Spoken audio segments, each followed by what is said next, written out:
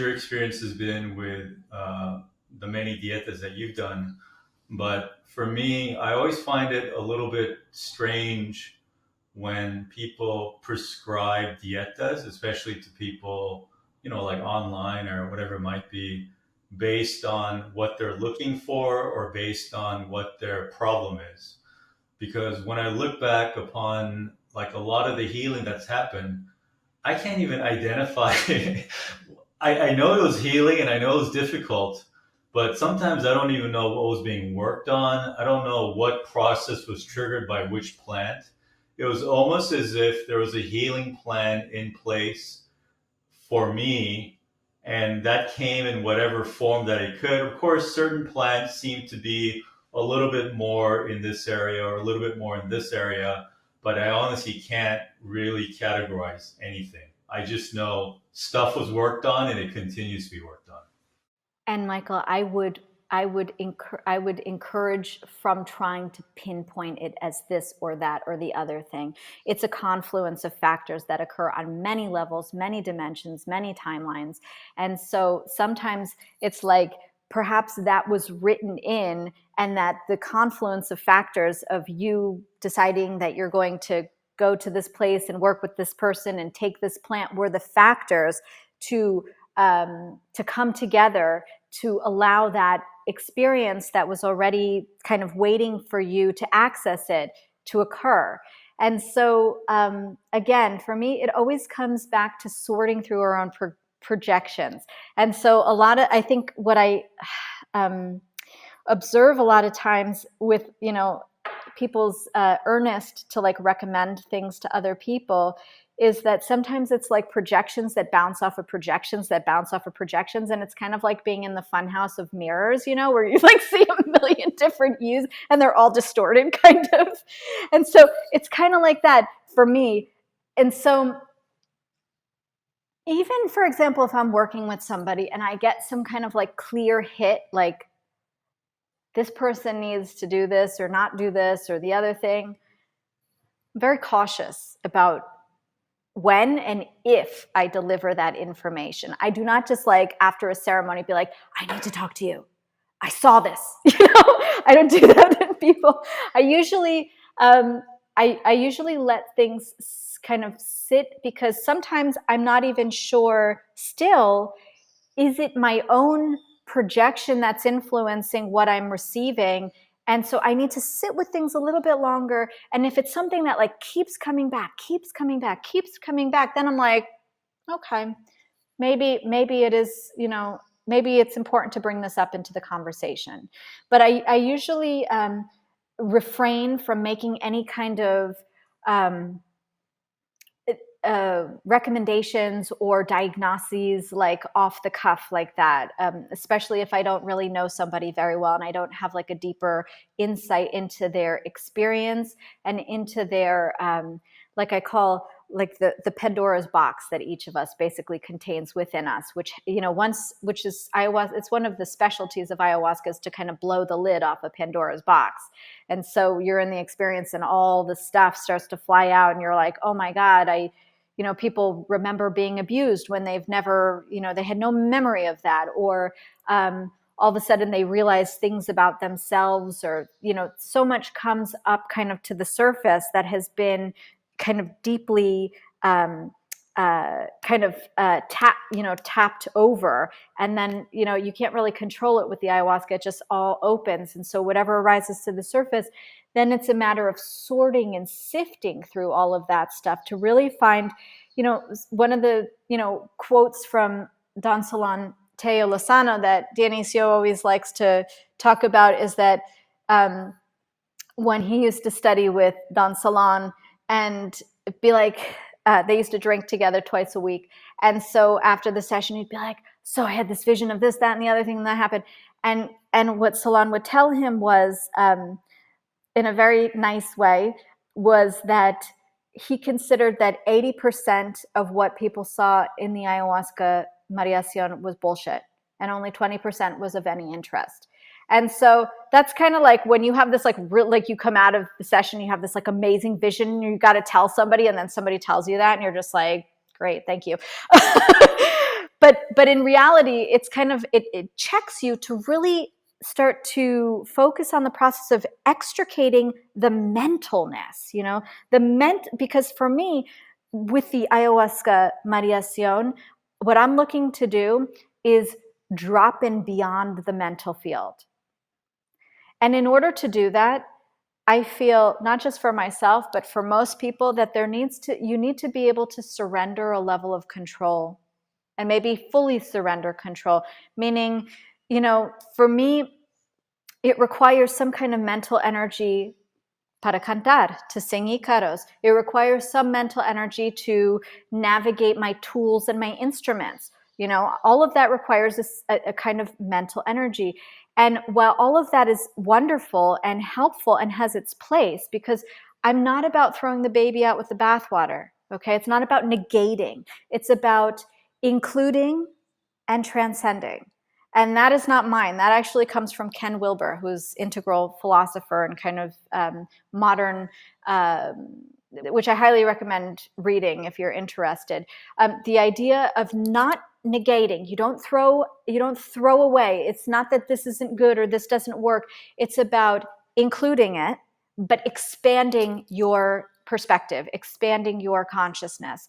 And so that is what I'm interested in continuing to do personally. And that is what I'm interested in assisting others to do for themselves as well.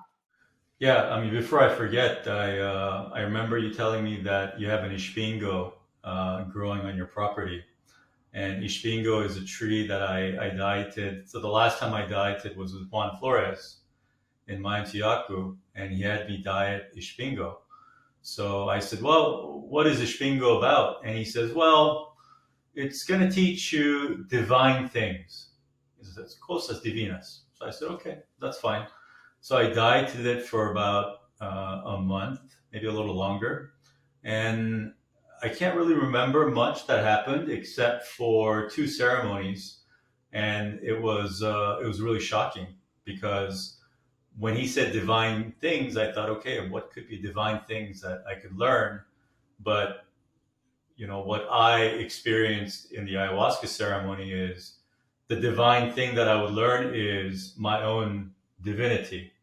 And it was really overwhelming. So it was like the reaction was like, oh my God, this is like way too strong for me. And it was like that in one ceremony, and then it really erupted in the last ceremony. So Ishpingo was a really good dieta, a really strong dieta, something I'm still integrating. But it just reminded me because you started talking about divinity and also that you have the Ishpingo tree on your property. Michael, I have a very close relationship with the Ishpingo. It's definitely an archon of mine. I've never dieted it. When you had told, I actually didn't even know that people dieted it until you mentioned that. And then that is something that I've kind of been like, just thinking about a little bit. And so Yacumaman is kind of a reforestation project. When Diony bought this property almost 30 years ago, it was what is called purma. And purma is a term to describe land where the primary and secondary forest has been completely cut, slash and burn, and that some kind of agriculture has happened. And then after a few seasons of growing, the land becomes kind of spent. And then after that, they consider the land useless. And that is purma. Okay, and so when he bought this place, it was purma. And we've basically, over the last 30 years, we have reforested it into a medicinal forest, basically. And so there's 150 different species of medicinal plants and trees on Yacumaman on a 5-acre parcel. And the Ishpingo is the only old growth tree on the property. It's huge. It is a guardian of the land. And so at first I didn't pay much attention to it. It was when I had an experience. I used to raise parrots here. I spent about 10 years raising parrots in the Amazon. And one of my parrots flew away and came back and sat at the top of the Ishpingo tree. Like sometimes eagles will come and sit at the top of the Ishpingo tree. And I saw her and I called her. And she flew from the top of the Ishpingo tree and came to me. And that felt very powerful, actually, because the tree is some distance away. And it was at that time that I started to pay more attention to the tree. And that was almost probably like 8 years ago. And so this is a little private, but I'm going to share it anyway. The Ishpingo tree that is here on the property has like an opening in it. And so the trunk is kind of divided into two parts that almost look like two legs. And the opening for me resembles kind of like a yoni, like the female genitalia. And so over the last couple of years, I've been guided to offer my menstrual blood to the Ishpingo. And so that has strengthened my connection and my relationship with this tree over time. And so I had a dream with the Ishpingo earlier this year. I was in bed, and then all of a sudden, I woke up very suddenly, and I saw this like flash of lightning, almost like fire here in my vision here. And it was pitch dark, but I saw this like ring of fire, and it felt extremely clear to me that it was coming from the Ishpingo. So I got out of bed, and immediately a storm started to roll in, and I could see lightning in the sky. And so it was very interesting because I started to feel like I had intuited the storm, even though I was in a deep sleep before the storm came. And so there are certain things that happen.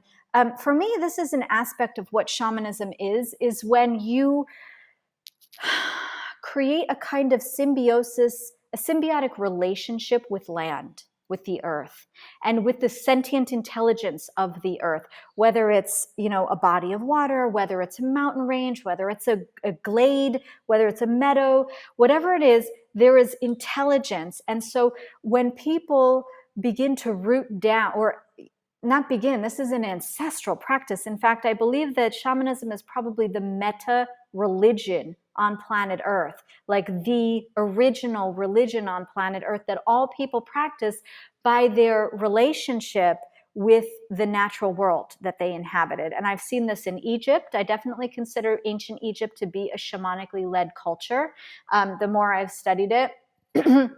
And so, for example, being grounded on a piece of earth in the Amazon where I steward this land has yielded a deeper kind of relationship where I receive different kinds of things, different kinds of messages, different kinds of things through meditation, through dreams, through my diets, things like that. And so here's another example. So, for example, like Agua Farida, everyone uses Agua Farida in the ceremony. This is something that is considered to cleanse and to protect. And for me, Agua Farida doesn't have much use for me except to light things on fire. So if I had like a pile of Palo Santo I wanted to light on fire, I'd like pour it with Agua Farida, and then I'd like light it up, and I'd saumerear with that. But as far as like putting something like that on my body, it's been a very long time since I've done anything of the sort, because I consider that to be, it's industrially produced, it's got artificial colorants, it's made in a factory, it doesn't really have prana, it doesn't have life force to me. And I know some people say, oh, well, yeah, but you can program it with prana, you can program it, you can ikararle, you can infuse it with all these things. Sure, okay, you can do that. But I think originally Agua Farida came about from each vegetalista, each curandero having a specific relationship with a piece of land, an area, and with the plants and trees that grew there, and that they made their Agua Farida themselves out of the things that they had intimate relationship with. And so everyone's perfumes, everyone's Agua Farida was slightly different and really contained the aromatic essence of the morphogenetic field that they were in communion with. Yeah. And so that's really more where I like to hang out and where I like to try to like steer people back to. Yeah. And so I think I just read a post that Sky had made, actually. She posted something about animism, a podcast about animism from the Emerald in the group. And she made a very astute comment, I felt, about that the underlying collective wounding of the Western psyche is is that the Western psyche is like fractured, right? I would absolutely agree with that, because as somebody who has contemplated the nature of health and the nature of disease for a very long time and tried to really get to what is the essence, what is the root of disease, where does it manifest from, right? Because if we can figure out to identify the root, then we can address it head on, right? Not just treat palliatively, treat symptomology, treat the symptoms, right? And so I've meditated on this for a long time. And so for me, it always comes back to disconnect and separation. It always comes back to separation, disconnect from self, disconnect from the earth, and disconnect from divinity and from the realization that we are that. And so I feel like having that, cultivating a relationship with the land that they live on, even if they live in an urban environment. I've heard about like urban witches that they are so hardcore that they only work with the plants that grow in like their cities. They do not work with other plants. So you got like these urban green witches that are like, doing all kinds of things with like the dandelions that are pushing up through the sidewalks and stuff like that. And for me, at first glance, I'd be like, ooh, that's kind of gross, right? Because they're collecting all the toxins and stuff. But that's the morphogenetic field that you're in. And so that medicine has what you need for interfacing with that morphogenetic field. There's definitely something to be said for that. And so rather than this kind of continuation of an outdated paradigm that someone outside of us can heal us, that plants outside of us, that plants in the Amazon are going to be the answer to our prayers. I think really the essence of where we're moving, Michael, is that each one needs to re-embrace and refine and develop their relationship with themselves, with divinity, and with the earth, essentially. And through that experience, each person is going to develop their own unique form of shamanism, which would be such an amazing renaissance or revolution to experience on this planet. If everyone had their own very unique, not kind of like a parroting or an imitation of something that they heard or saw from someone that they consider to have the answers, but to really to have the courage to make that inner discovery and to find out how to interpret that for themselves, You're talking about the visions and the dreams that you have had, the messages that you received, especially living on your land, where you have so many trees and medicinal plants. And for me, when I think back, so I have a practice that I use Happi or Rapé, because it's something that I learned from one of my teachers who studied a long time with the Brazilian tribes. So I got connected with the Huni Queen and Yaonawa. And so I use Hapé, at least once a day. And I've been doing it for a long time. And it's one of the things that's helped me get into a practice of, I don't even know if you would call it meditation, but it's a practice of just letting go.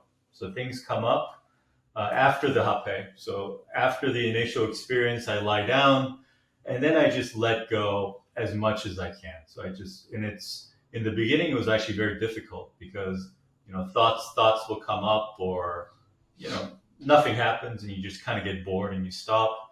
But it's been an education, like a slow education, and letting go more and more. And then more transpersonal events start to happen now, pretty much almost every time, I would say. And then sometimes there's visions. Other times it's more of just a feeling that, okay, I slipped into this expanded state and there's some healing going on. Or sometimes there's just no thought. It's just a lot of light and it's almost like a whiteout. But the visions are sometimes there, especially if you fall asleep and you go into this kind of more visionary state. And it's gotten to the point where there's so many visions. And of course, your dreams are transformed forever when you start doing dietas. So there's a lot of stuff going on there where, most of it actually you can't even interpret, or you don't even try to interpret. So you just stop trying to interpret it. It almost becomes like maybe a something interesting to kind of think about, and then you just move on. And so, have you experienced the same thing, or have you developed some language of your own as to how to interpret these visions or messages or dreams that you've been having? Okay, that's really great. That's a great question. Like I said, I seem to always kind of come back to the blueprint of certain wisdom traditions that have forged the path, and that the path has been open for like millennia. So, for example, like Buddhist traditions on meditation, Vedic traditions on meditation and communion with the divine. So, for example, I'm reading this wonderful book by Chogyam Trungpa right now. Who's a Buddhist Lama, and he talks about the necessity of, in the meditation practice, to experience boredom. And that boredom essentially, like if you must train yourself to go into the space and to just allow yourself to feel bored. And typically, a lot of times what happens is when people feel bored, that's like the turnoff. It's like, okay, this isn't working. I'm going to go do something more useful with my time. It's typically what people do. And so we need to just simply be with what is, right? And not try to change it, not try to escape from it, but simply be, and not try to explain it away and mentalize it and compartmentalize it. We just need to allow it space to be. And so I think with a lot of the information, because I do receive a lot of information that I would say from the plants. I especially, for example, with my work with the flower essences of the master plants, this is something that has been an ongoing exercise of refining what I've been talking to you about, this kind of extrication of my own mental projections and expectations and imagination from an actual transmission of what the plant is trying to communicate its vibrational signature is. And so, for example, I was just sitting, for example, this week about a flower, very, very unbelievable flower. It's about this big. It's red. I've tried to identify it. I've had some indigenous people come through. They don't know what the name of it is. I've tried to like plant ID it in those apps. I haven't been able to do that. So I call it century flower. And the reason why is because it comes off of like a plant that is very nondescript and maybe even goes underground for most of the year. And it's only when it blooms that the plant is really like available, and it only blooms once a year. So all that energy goes into the blossom of the plant, and it lasts for a good long time. It's just like this red ball. It's incredible, an orb.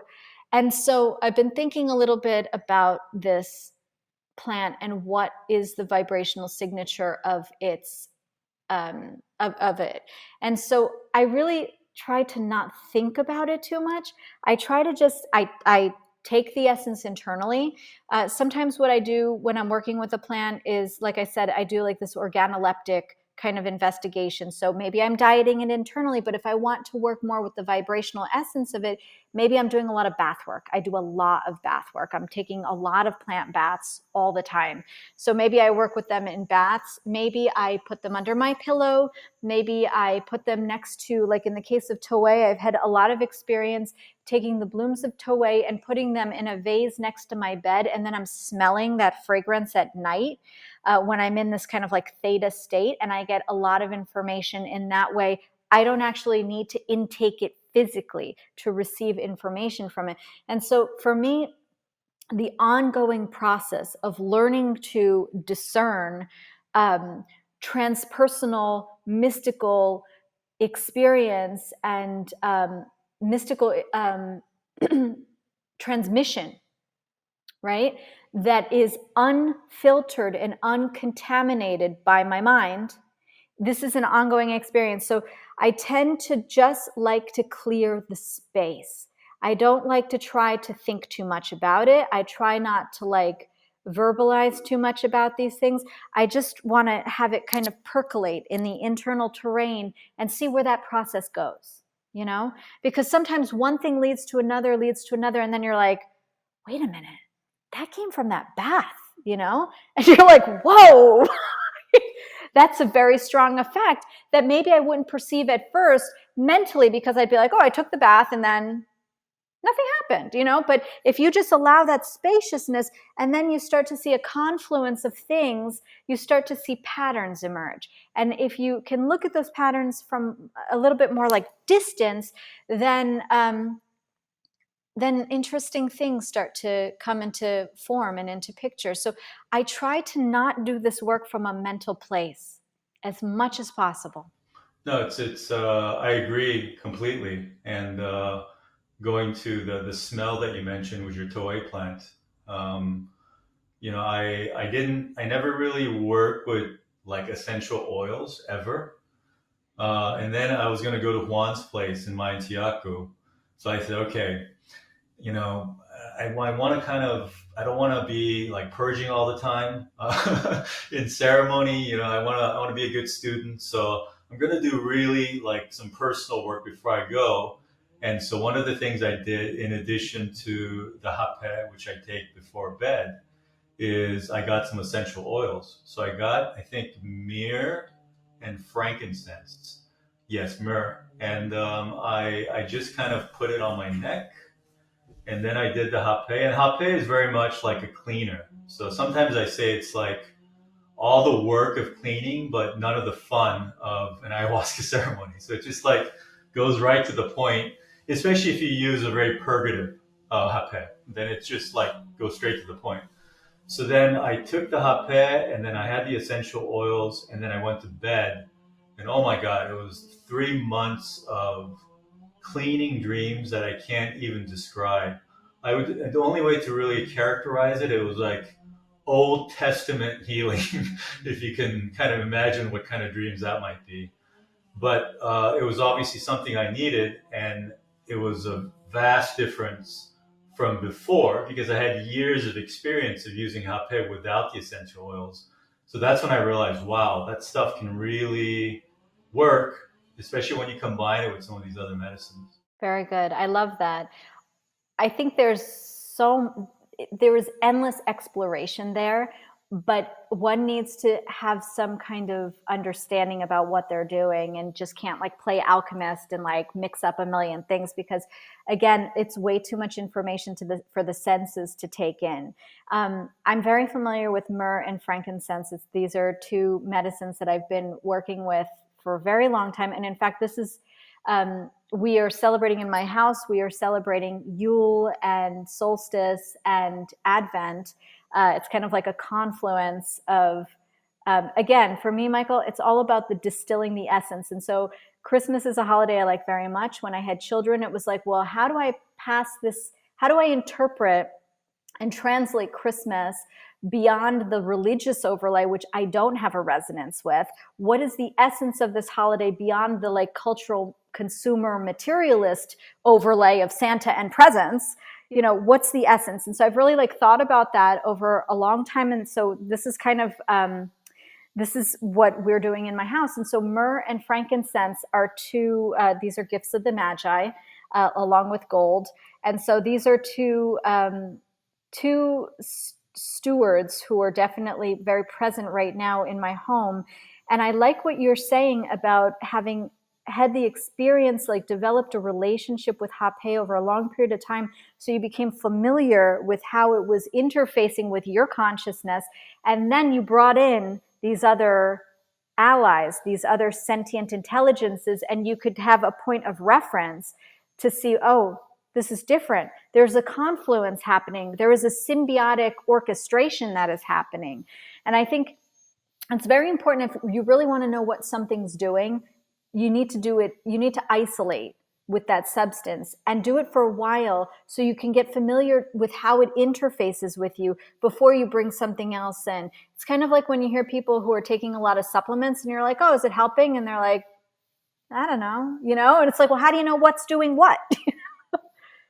And for me, this is the beauty of the dieta. The dieta is an isolation process, not in the fact that you are like being starved or like left alone in the forest. I mean, perhaps those are elements of it, but isolation in the fact that your senses have a chance to rest from the constant bombardment of stimulus from so many levels.